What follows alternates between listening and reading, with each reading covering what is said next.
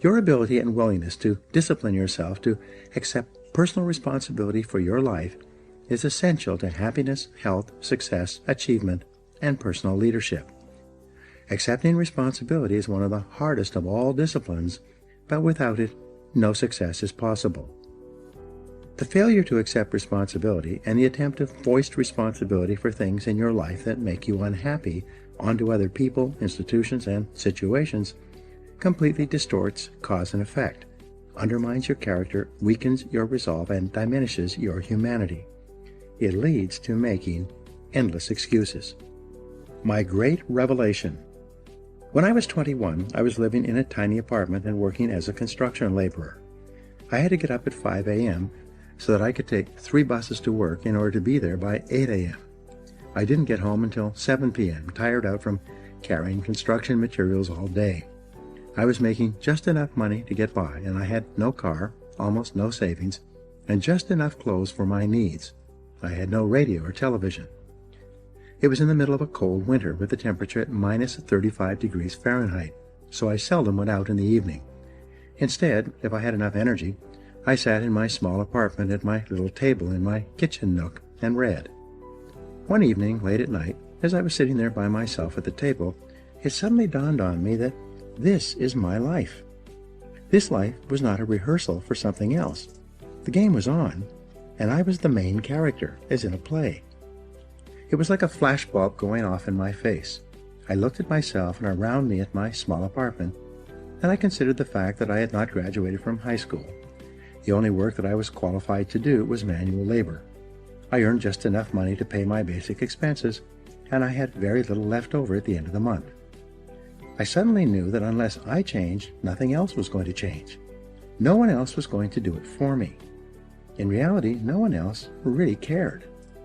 I realized at that moment that from that day forward, I was completely responsible for my life and for everything that happened to me. I was responsible. I could no longer blame my situation on my difficult childhood or mistakes I had made in the past. I was in charge. I was in the driver's seat.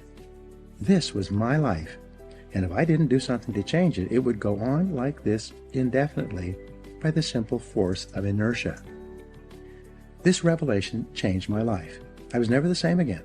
From that moment on, I accepted more and more responsibility for everything in my life. I accepted responsibility for doing my job better than before, rather than doing only the minimum that was necessary to avoid getting fired. I accepted responsibility for my finances, my health, and especially my future. The very next day, I went down to a local bookstore at my lunch break and began the lifelong practice of buying books with information, ideas, and lessons that could help me. I dedicated my life to self-improvement, to continuous learning in every way possible. For the rest of my business life, right up to the present moment, whenever I have wanted or needed to learn something to help me, I have returned to learning, to reading, to listening to audio programs, and attending courses and seminars. I found that you could learn anything you need to learn in order to accomplish any goal you set for yourself. Over time, I learned that fully 80% of the population never accepts complete responsibility for their lives.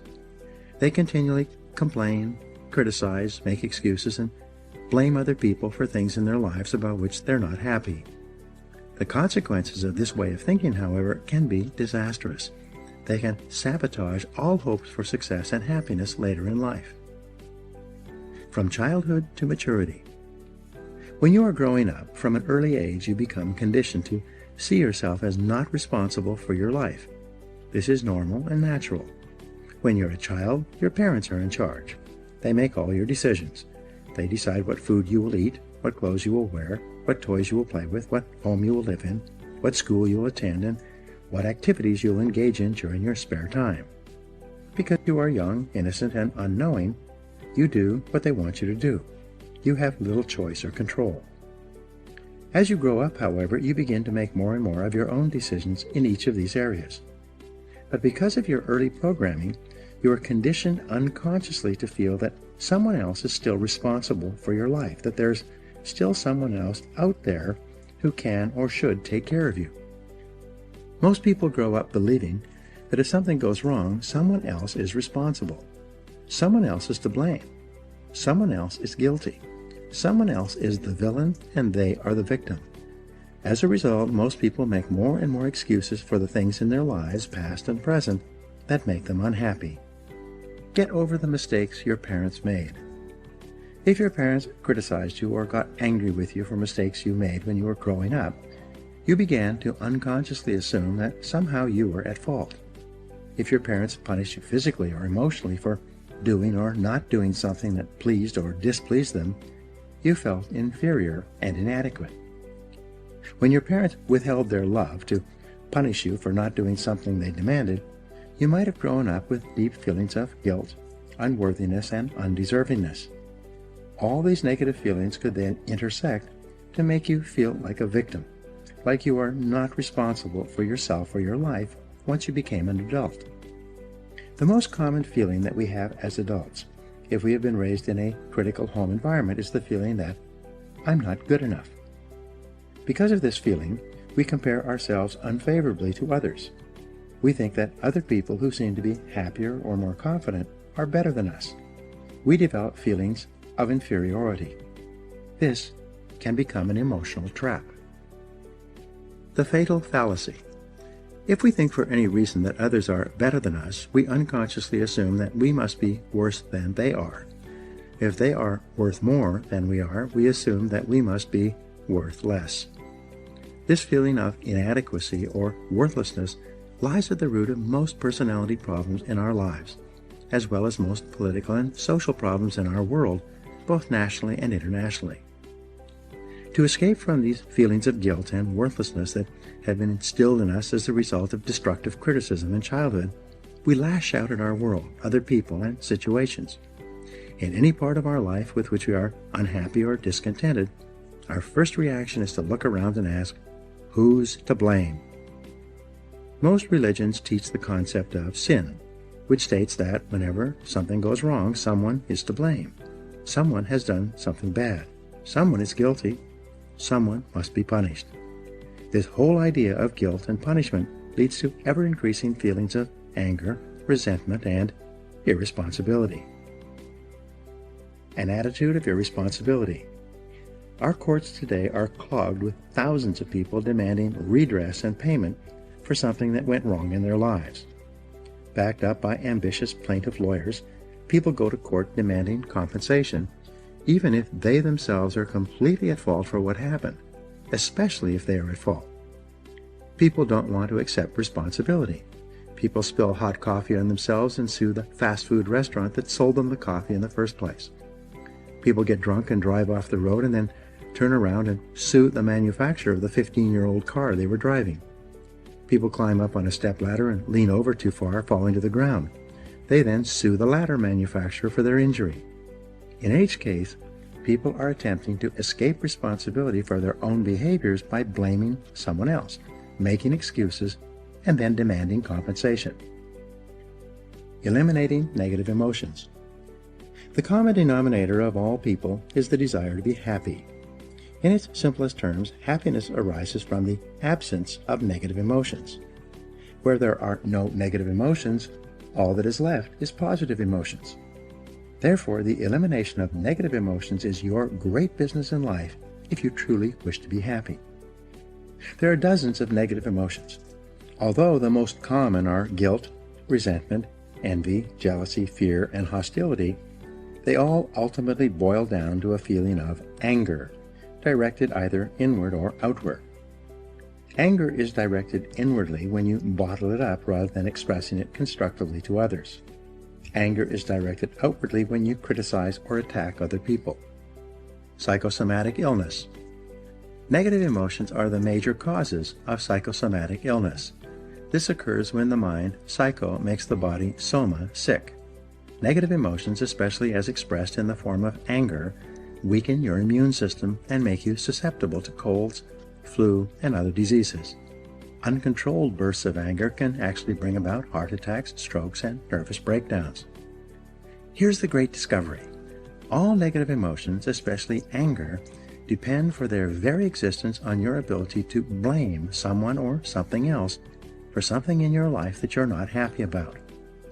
It takes tremendous self-discipline to refrain from blaming others for our problems. It takes enormous self-control to refuse to make excuses. It takes tremendous self-discipline for you to accept complete responsibility for everything you are, everything you become, and everything that happens to you. Even if you are not directly responsible for something that happens, like Hurricane Katrina, you are responsible for your responses, for what you do and say from that moment forward. It takes tremendous self-mastery for you to take complete control of your conscious mind and deliberately choose to think positive, constructive thoughts that enhance your life and improve the quality of your relationships and results. But the payoff of this form of positive thinking is tremendous. Blaming is easy. By following the path of least resistance, the easiest and most mindless behavior of all is for a person to lash out and blame someone else anytime anything goes wrong for any reason. People who develop the habit of automatically blaming often become angry at things. Blaming inanimate objects when they do not function as expected is so silly that it almost becomes a mild form of insanity. People become angry at doors that stick. They swear at tools that they are using when they themselves make a mistake. They get mad when their car doesn't start. Even if it is an inanimate object, if it doesn't work perfectly, then the thing must be to blame. People will often kick a car that they are mad at or a box that they tripped over. The antidote to negative emotions. The fastest and most dependable way to eliminate negative emotions is to immediately say, I am responsible. Whenever something happens that triggers anger or a negative reaction of any kind, quickly neutralize the feelings of negativity by saying, I am responsible. The law of substitution says that you can substitute a positive thought for a negative one. Since your mind can only hold one thought at a time, when you deliberately choose the positive thought, I am responsible, you cancel out any other thought or emotion at that moment. It is not possible to accept responsibility and remain angry at the same time. It's not possible to accept responsibility and experience negative emotions. It's not possible to accept responsibility without becoming calm, clear, positive, and focused once more. As long as you are blaming someone else for something in your life that you don't like, you will remain a mental child. You continue to see yourself as small and helpless, like a victim. You continue to lash out. However, when you begin to accept responsibility for everything that happens to you, you transform yourself into a mental adult. You will see yourself as being in charge of your own life and no longer a victim. In Alcoholics Anonymous, people who are having problems with drinking attend meetings with others going through the same situation. What they have found is that until the individual accepts responsibility for his or her problems, both with alcohol and in other areas of life, no progress is possible. But after the person accepts responsibility, everything is possible. This is true with almost every difficult situation in life in which you project your unhappiness onto other people or factors outside yourself. Money and emotions. Many of our biggest problems and concerns in life have to do with money, earning it, spending it, investing it, and especially losing it. As a result, many of our negative emotions are associated with money in some way. However, the fact is that you are responsible for your financial life. You choose. You decide. You're in charge. You cannot blame your financial problems or situation on other people. You are in the driver's seat. So it is only when you accept responsibility for your income. Who chose to accept the job you are working at? Your bills. Who spent the money that put you into debt? And your investments. Who made those decisions? Can you move from becoming an economic child to an economic adult? Responsibility and control. There's a direct relationship between the acceptance of responsibility and the amount of personal control you feel you have over your life. This means that the more you accept responsibility, the greater sense of control you experience. There's also a direct relationship between the amount of control you feel you have and how positive you feel. The more you feel that you have a high sense of control in the important areas of your life, the more positive and happy you are in everything you do. When you accept responsibility, you feel strong, powerful, and purposeful. Accepting responsibility eliminates the negative emotions that rob you of happiness and contentment. In every situation, the antidote to negative emotions is to say, I am responsible. Then, look into the situation to find the reasons why you are responsible for what happened or for what is going on. Your intelligence is like a double-edged sword. It can cut in either direction. You can use your intelligence to rationalize, justify, and blame other people for things you're not happy about, or you can use your intelligence to find reasons why you are responsible for what happened and then take action to solve the problem or resolve the situation. You can make excuses or you can make progress. You choose. Even if an accident has occurred, such as your car being damaged in the parking lot while you were at work, you may not be legally at fault for the accident, but you are still responsible for your responses, for how you behave as a result of what happened. Never complain, never explain. The mark of the leader, the truly superior person, is that he or she accepts complete responsibility for the situation. It's not possible to imagine a true leader who whines and complains rather than taking action when problems and difficulties arise. This sense of responsibility is the mark of the highly developed personality. You take responsibility for your life by resolving in advance that you will not become upset or angry over something that you cannot affect or change. Just as you do not become angry about the weather, you do not become angry over circumstances and situations over which you have no control. Furthermore, you especially do not allow yourself to be angry and unhappy in the present because of unhappy experiences or situations from the past. You say, what cannot be cured must be endured. It's amazing how many people are unhappy today because of a past event, even something that happened many years ago. Each time they think of the negative experience, they become angry or depressed once more. The good news is that at any time you can stop thinking about discussing and rehashing the past. You can let it go and begin thinking instead about your goals and your unlimited future.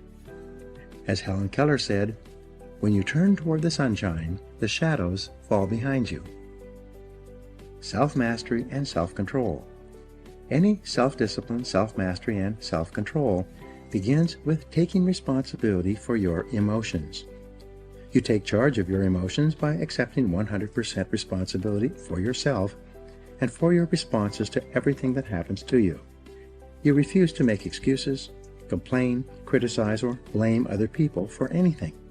Instead, you say, I am responsible, and then you take action of some kind. The only antidote is action.